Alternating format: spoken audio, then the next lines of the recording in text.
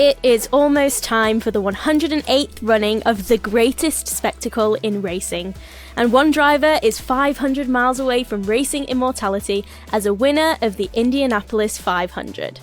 My name is Steph Wentworth, and I am very pleased to be joined by Autosport's US Chief Editor Charles Bradley, and also Motorsport.com's IndyCar editor Joey Barnes. Welcome to you both. How are you both doing? All good, Steph. Yeah, all good. Glad to hear it. Well, we've got plenty to talk about. There's already been quite the drama that set the grid for the race this weekend, so there's plenty to talk about after that incident-packed qualifying.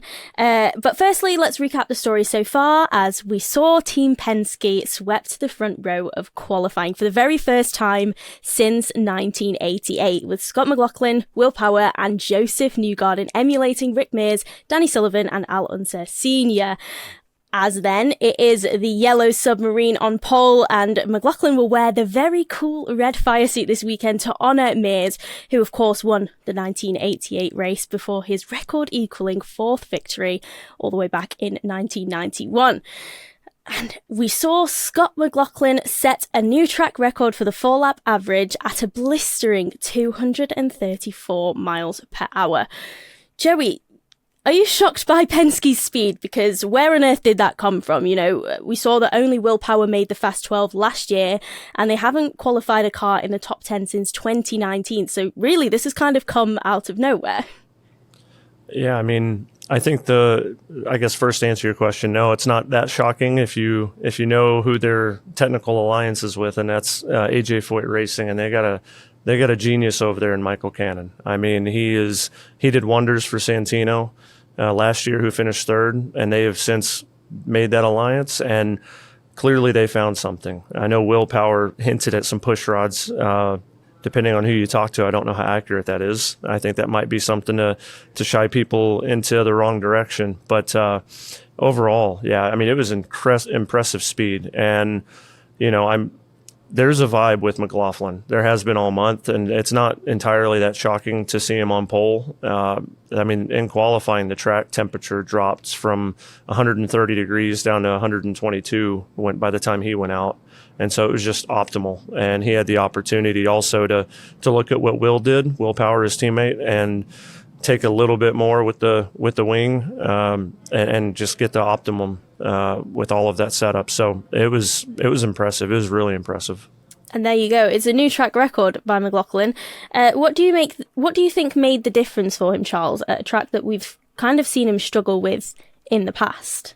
Yeah, he hasn't qualified all round so well here, so I was a little surprised to see him, you know, right up there. Comparing the way he took the pole to Alex Palou last year, they were only 0.003 miles an hour, I think, between the two of them.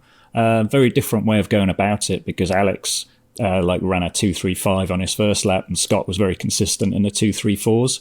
And that's the kind of, it feels like the difference between last year. Joey alluded to it there with Will Power's pushrod theory, in that the teams previously might have been running some older spec pieces, and we're talking 10 or 12 years old, because they might have some aerodynamic advantage, they might have some extra flex in them that makes them a little more sort of malleable when it comes to running these big laps. So I can believe it. I don't know if that's the you know, the magic bullet, the silver bullet that suddenly turned on Penske's speed this year. But I imagine it's something along these lines, whether it's something in the underfloor, whether it's in the powertrain, the drivetrain, that suddenly made them sweep this front row, you know, first time since 1988. You know, it's an incredible achievement. And then for Scott himself, you know, he's a guy who just doesn't intimidate easily. He's really taken to Indy cars like a duck to water from the Australian Supercar Series, where he used to be king. You know, a guy who's won the Bathurst 1000. I'm sure he doesn't find the Indianapolis Motor Speedway too great a challenge in terms of getting the job done, getting the laps in there. And he's got Rick Mears in his corner, you know, the guy who was on pole for that race and went on to win it. Having him in your corner's got to be a good thing, right? Absolutely. And with those overalls as that tribute, you know, we'll have to wait and see whether he can emulate what happened all the way back in 1988. Now, let's move on to Will Power again, as Joey mentioned him earlier on. He's been the bridesmaid of the 2024 season so far, never the bride. Do you think the most experienced of the Penske trio, does he have an advantage, essentially? I mean, I think he definitely does. And it's amazing to say that considering what he's lost. I mean, when you think about the fact that he doesn't have Ron Rzuski up on his box, he doesn't have his data acquisition engineer after the push-to-pass scandal that happened at St. Petersburg, the fallout from that. So he's missing two key people. And the fact that he's still able to extract this, it's really impressive. And I think he's a guy who knows how to manage this race. He's been at the front. There's a different cadence when it comes to doing things at the front.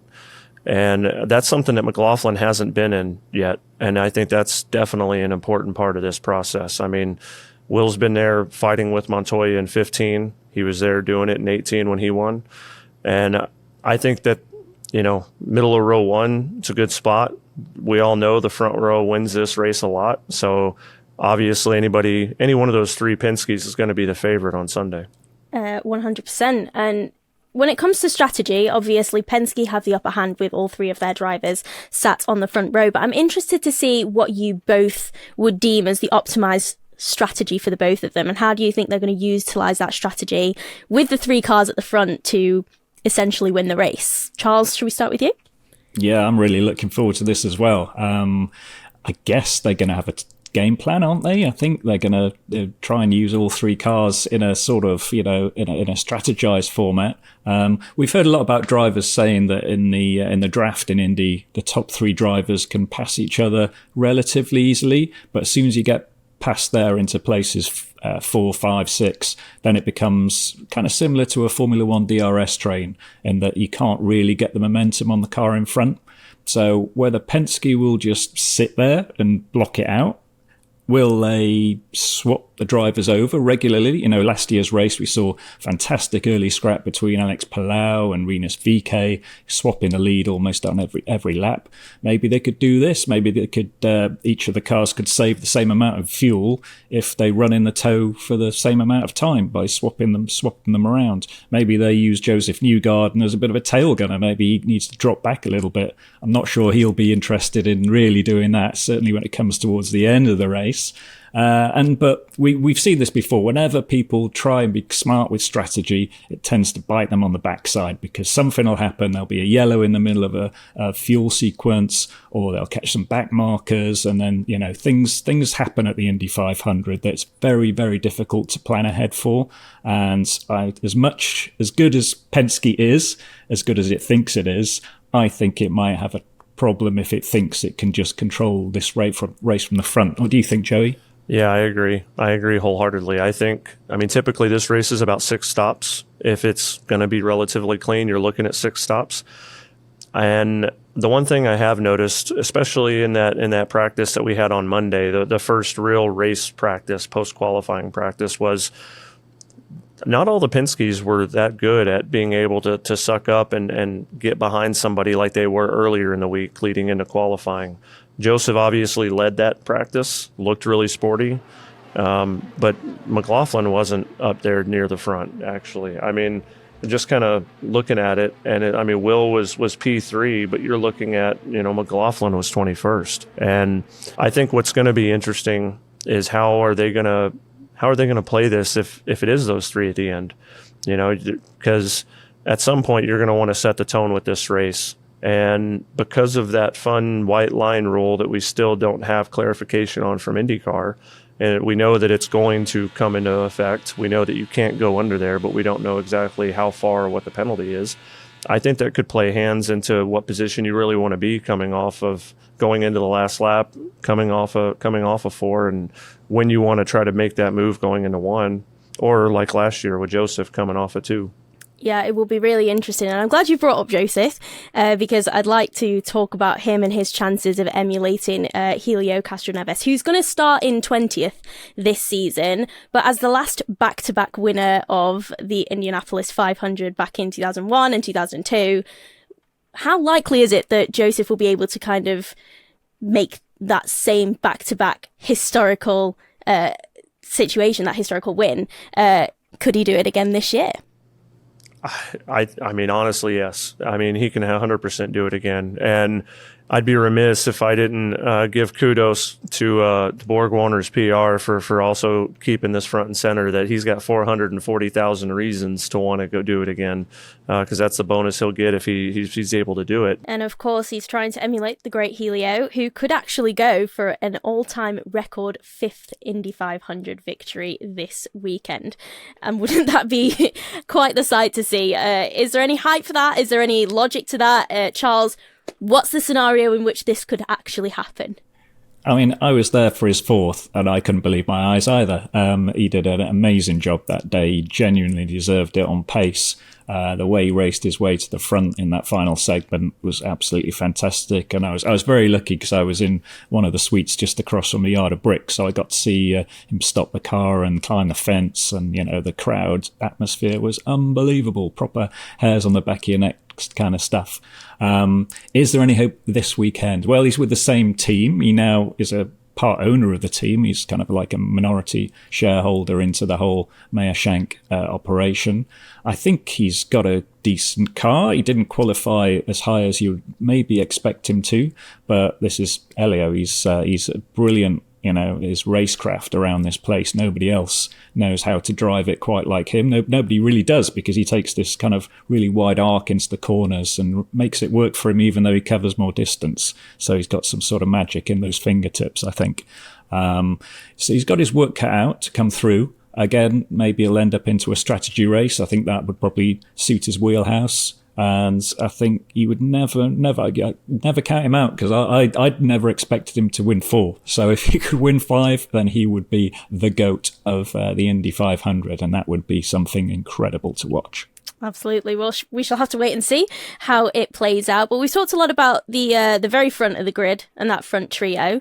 Who do you both think are the biggest challenges? Perhaps Arrow McLaren are the ones most likely to be able to challenge Penske right at the front? I think so. I mean, you look at Alexander Rossi, it looks like we got the Alexander Rossi that's a little bit peeved. He was very annoyed to be 4th, and a lot of it's just because they didn't trim out enough, and they could have trimmed out more. And, so I think that's going to be an interesting play. He's always, when he's annoyed and he's fast, it's absolutely fun to watch here. I mean, I think back to 2019 with Pagenaud. You think back to some of the moves he tries to pull off. I think that's going to be fair play. And honestly, I think another guy he's only going to run one race this year, and it's going to be this one, and that's Takuma Sato. I mean, even though that Ray Hall, Letterman, Lanigan program was kind of out to lunch last year, and for the most part, they showed a little bit of signs of life with Christian Lundgaard and Pietro, and obviously Graham made the show, almost bumped from the show again 2 years in a row. But Sato is kind of the outlier in that this year.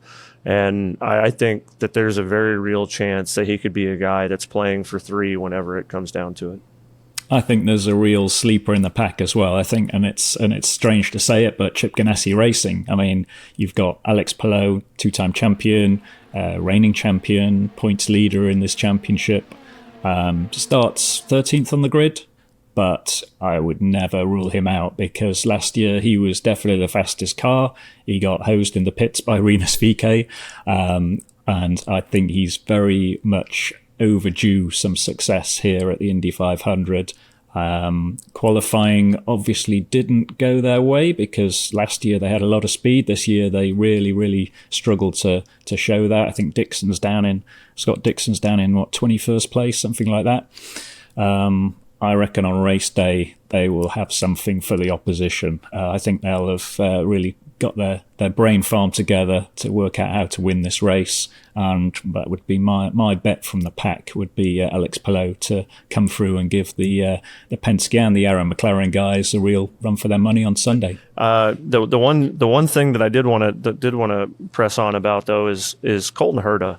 I mean, you talk about a guy that looked awfully racy in that Monday's practice, and he was making moves. He was like one of the few people who were trying things out. And to do that when the track temperature is what it is, and it's only supposed to probably get cooler, which means his car is going to have a little bit more handling, better handling, a lot more grip in the track. if you're looking at a guy who is looking like a contender to make that ascension, to kind of climb and take that next step, I very much think that outside of the factors of people we've already been talking about, I think Colton Herta for sure is somebody you have to look at, especially with how he's been running this year as a whole. Another storyline, though, that we need to watch out for is Kyle Larson, who has qualified 5th in the McLaren-Hendrick collaboration. And this is the first attempt at the double for the Indy 500 and NASCAR's Coke 600 since Kurt Busch in 2014. Joey, just how impressive has he been, and how amazing would it be to see this through? It's bad if I say I'm not surprised, probably, but I'm not that surprised. I mean, if anybody who's watched Kyle Larson knows what kind of talent he is, and there's a reason he's viewed, and especially in this paddock and across the country, maybe around the world, as a generational talent. I mean, anything he hops in, he wins. I think the thing that I've been impressed with is that he's taken things in such a methodical way and such a good approach. And his steering inputs are so smooth. Like, if you watch any of those qualifying rounds that he was in, and you just look at how he's dipping into 1 and dipping into 3, how he's handling things, it's not jerking the same way that it would if you're the way you see Rossi's hands in the cockpit, for instance. It's a very smooth delivery. He doesn't seem caught out by too much. He also just doesn't seem to be that surprised about going 235, and it's just mind-blowing. I mean, it's another step. And I tell you this, is that he's with the right team. If you're talking about an opportunity to actually do this and do this right, I mean, having Gavin Ward there to lean on, having Tony Kanaan there to lean on, obviously we know about the players they have, and Rossi and O'Ward. I think there's a very real chance that we could see something special out of him, and it's not out of the question. I mean, like you said earlier, I mean, this is an incredibly tight field, and I think you're looking at a guy who knows how to handle races that are 4 hours long on a routine basis, and that's not necessarily something that a lot of these rookies can say. A lot of these rookies come up from Indy Next, and those races are only 45 minutes long. So it'll be fascinating to see. Middle of row 2, starting 5th. I think that's going to be really tricky to navigate, but I think if he can get through that, stay off that curb, because that's caught a few guys out, and it almost caught him out at one point earlier last week. I think he could legitimately be a guy that's playing around at the end. And Joey, you mentioned rookies before, and on the topic of that, let's talk about Nolan Siegel, who unfortunately got bumped from the last chance qualifier. However, he's an incredible talent at just 19 years old. You know him well. Obviously, a massive heartbreak for him, but really talented driver. I mean, he's absolutely staggering. His poise, his presence. Just he doesn't get rattled, and it's amazing to think that he's only 19. I mean, you look at somebody that's 19 years old. I mean, when I was 19 years old, I know I was running amok, probably causing chaos, and he is about as level as it gets with everything. And I think, like Charlie Kimball had said, he's got the attention of the whole paddock. I mean, not just other drivers, not just other teams. The people going through tech have recognized things. Manufacturers have recognized things. And I don't think it's necessarily a stretch to say that he is the future of this sport. I mean, you're looking at a guy that he's done everything the right way. He's got the right presence, the right mindset. And I love just the attitude. I mean, like I wrote about this. I tweeted it, if we're still calling it Twitter. But there's so many drivers that talk about sending it. And whenever it comes time to dive it into the corner and something just doesn't feel right, they have a tendency to back out of the throttle, and they don't push it past that. He sent it. And I mean, it was win or go home. It was take it. There was no tomorrow. And I admired the heck out of that. I mean, like, you knew the wall's going to hurt when you hit it, and you're still going to chase it. You're still going to go for it. And I think that's what you do if you're a young driver, right? Like we were talking about Max Verstappen a little bit ago.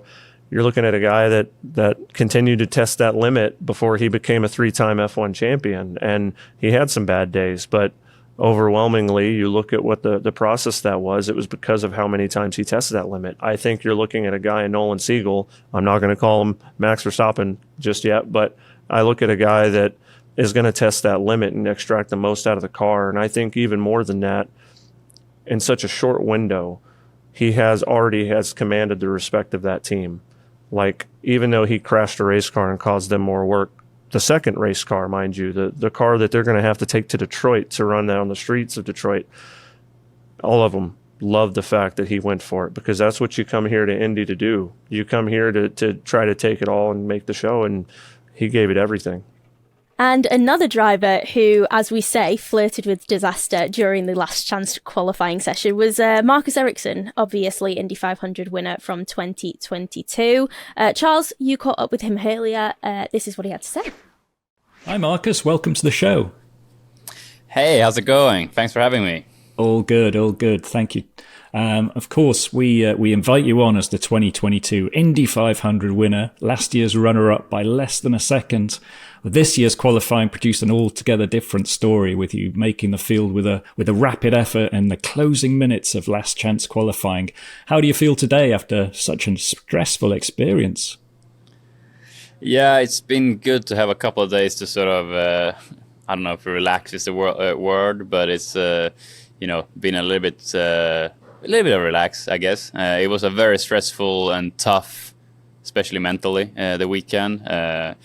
Really, after my crash, it was a very uphill battle that we had to face, and it was getting closer at the end in last chance qualifying, and very high pressure situation. But proud that I managed to sort of get through it and make the race, obviously, which is the main thing. Explain to us exactly what happened when you backed off after the white flag instead of the checker. What was going through your mind at that point? It was my mistake, no doubt about it. It was a bit of a miscommunication that led to it. Obviously, the situation was very high pressure. I knew with the heat it was on Sunday, your first run was going to be your run, basically. Like, you're not going to be able to improve on that because of the way the cars want to be cool, right? For your optimum horsepower and, everything, gearbox, uprights, everything, the cooler the better. So it was a lot of pressure for that first run to get it done, and I knew if I do a clean run, we should be safely in the race. So I was very, very focused on my driving, being on top of my tools. The way we'd done the countdown each qualifying run this weekend was that my strategist Eric would call out white flag and then checkered flag for the last two laps. And I think in just the heat of the moment, I was just not paying attention to what he said. I just heard flag, and for me, in my head, I just thought it was checkered flag, which is obviously an unacceptable mistake, but it happened, and it made it very difficult for us because I lifted off and we lost that run, and then we had to try and cool down the car, which would take usually 2 hours in that heat. And we had like half an hour to do it. So I knew we would lose at least half a mile an hour or more in performance. So we had to then trim the car. The temperature was going up in the track, so the conditions was getting worse. And I knew I had one shot to basically get it done there in the end. And if I had a mistake in one corner, had to lift, it probably would not be enough. So it was a tough situation that I put myself in. But like I said, it worked out in the end. I mean, just sitting in your car waiting for that final chance, no more margin for error, it must have been so stressful. Yeah, I think that was probably the worst thing. If I'd come in after that first error and just straight away put on a set of tires and gone out again, I think it would have been probably fine, because then you're so in your sort of bubble and you have that adrenaline pumping, you would just get on with it, and I think it would have been quite more straightforward to do it. The challenge for me in this situation was, like you say, to sit there for half an hour in the car in 30 plus 90 plus Fahrenheit, and in the cockpit it was boiling hot, and having all those thoughts trying to go into your head, thinking, oh, what did I do? How could I do this mistake? What if I don't make the race? What if this or this happened? Trying to block all that out and just stay in the bubble and stay like, okay, I need to do this for the next run, and we're going to have less downforce. It's going to be worse conditions. We're going to just trying to focus. What do I need to do with my tools? What do I need to do for this run with my reference points?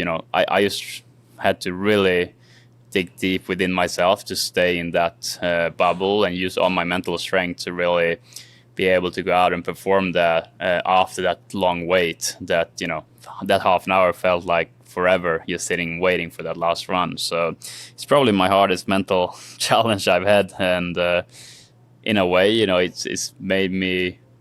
I'm very proud that I managed to do it and go out and do a perfect run there when I needed it, because that gives me a lot of strength going forward, that I know, I can, in that extreme high pressure situation, I can get the most out of myself and deliver and execute. So yeah, it was tough in the moment, but I'm very happy now that I managed to do it, and I think it will make me a better and stronger driver going forward. Awesome stuff. Of course, you were in this situation because of Thursday's crash in practice that wrecked your primary speedway car. How much of a disadvantage is that when the team has to wheel out a backup chassis for you?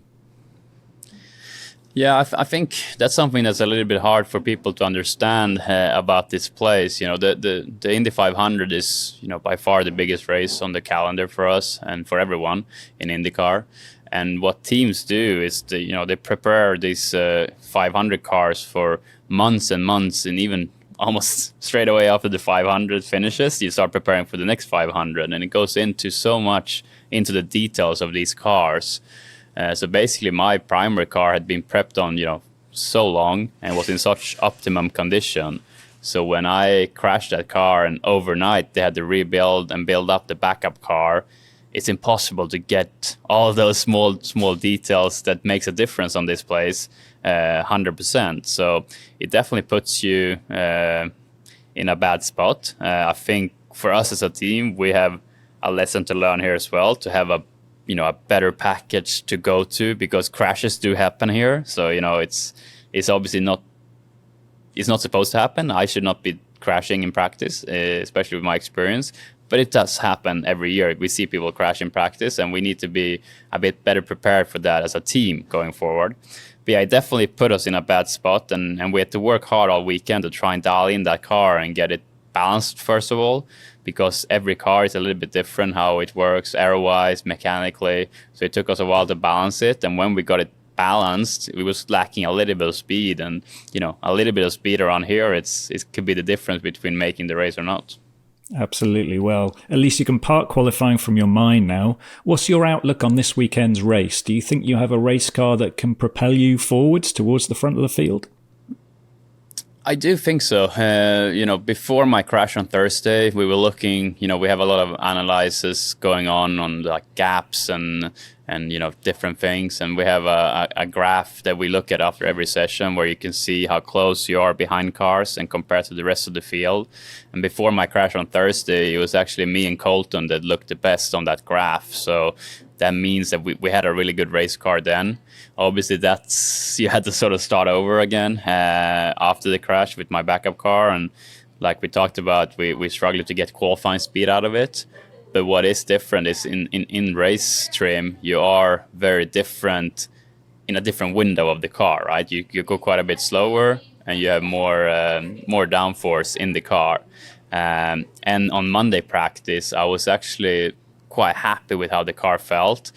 Again, on those graphs that we look a lot at, we were definitely a top 10 car in the field, which was very promising because we were not a top 10 qualifying car. There was no doubt about that. But the race cars definitely seemed a lot better.